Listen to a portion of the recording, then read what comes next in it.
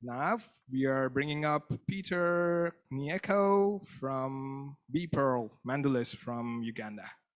Good evening, everyone. Good to be here. Thank you all.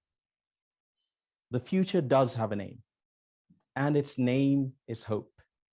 A tiny flicker of light that feeds on hope is enough to shatter any shield of darkness. Mandulis delivers renewable energy and value-added services to address the many challenges faced by rural farming communities.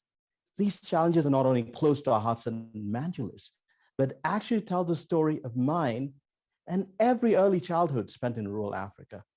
The reality is that over 1 billion farmers across the world live without access to electricity. The majority of those are farmers, and they're in Africa. And for them, no electricity equals no agriculture processing. So they sell their crops straight from the fields at a minimum price. This perpetuates the cycle of poverty. On the other hand, billions of people across the world cook using wood fuels. This burden is heaviest on women and children who walk 3 hours every day scavenging for firewood.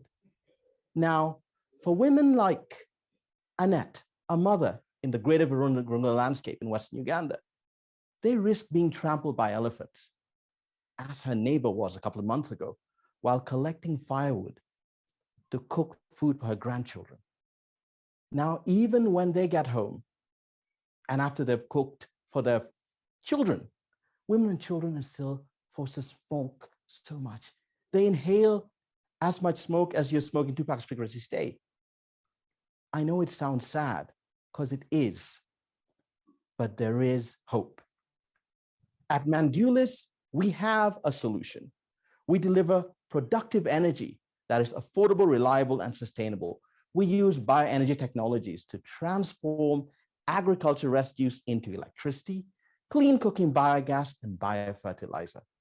Our holistic approach to energy goes beyond electrons and links investment into electricity in urban areas with economic development in the surrounding rural communities. This differentiates our approach from other approaches to energy access. So we started in Uganda, where we have built some of the most affordable productive mini grids. We sell electricity off grid at the same price of electricity on grid, even for productive use. And we've got 20-year contracts already, and we're running. We're deploying our solutions across rural smallholder farming communities. And there, what we do is we provide thousands of farmers with access to clean energy alongside services such as processing, warehousing, and access to markets. So they link to people like Coca-Cola and Diageo already, but they also get access to clean cooking fuel. And all that happens through our digital platform called Chakula. So, but how does our solution actually work? Let me tell you more. So farmers onboarded onto our platform bring us their crops, which we then process into higher value products. This alone doubles their income. So the agricultural residue that remains is what we convert into electricity and clean cooking fuel alongside biofertilizer. And this definitely makes people's lives better. So by increasing rural household incomes, what we do is we create a loop, and that loop seeds both demand and supply. As farmers get wealthier, they farm more crops, they cook more, and use more of the energy and biofertilizer that we provide. And more than that, even when there are climate issues and issues with wildlife, we have a unique insurance system where by buying waste from them, we're able to pay them in terms of premiums, insurance premiums, so that even if elephants destroy their crops, they're covered. If lions eat their cows, they're covered.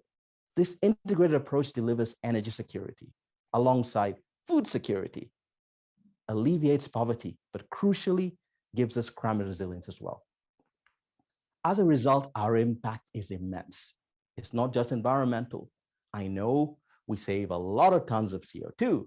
1 million trees each year saved makes a massive difference. But we can do even more.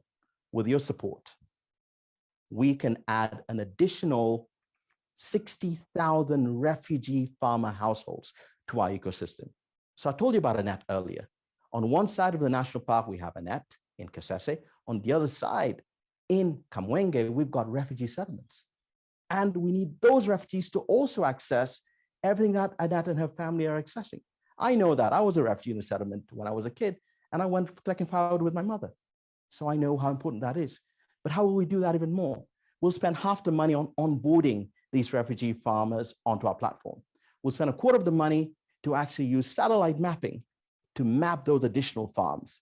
And then we shall use another quarter of the money to actually improve our feasibility studies by inputting that new data to enable our expansion from just 6 projects across the Greater Virunga landscape in Uganda to actually 6 countries across Southern and Eastern Africa.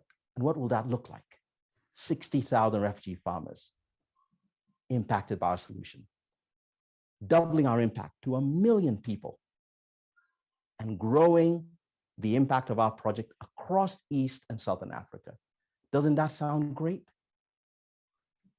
Thank you for joining us on our mission to power a future of hope.